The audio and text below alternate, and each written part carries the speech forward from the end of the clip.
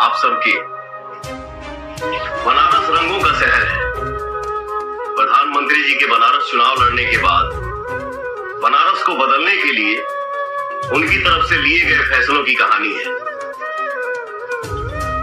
मोदी का बनारस, जिसे लिखा है हमारे भाई अरविंद चतुर्वेदी जी ने, जिनके कलम की ताकत आप जानते हैं, तो जरूर पढ़िए मोदी का बनारस। दोस्तों, जैसे कि आप जानते हो, पवन सिंह और मोदी जी आए दिन सोशल मीडिया के फ्रंट सुर्खियों पे आते ही रहते हैं, कुछ ना कुछ नया लेके आते हैं। वैसे ही पवन सिंह आज फिर मोदी का बनारस बुक लेके आ चुके हैं, जिसमें मोदी के बारे में सारी बात बताई गई है। इससे पहले दोस्तों पवन सिंह मोदी का गाना ले आए थे, भारत माँ का बेटा है। वहीं पवन सिंह दूसरा गाना लाया है, देश दीवाना मोदी का। यही नहीं है, गाना सोशल मीडिया पे रिलीज होते ही तहलका मचा दिया रातों रात। वैसे ही पवन सिंह चाहते हैं कि वहीं जाओ, मोदी का बनारस बुक खरीदो और संपूर्ण ज्ञान प्राप्त करो।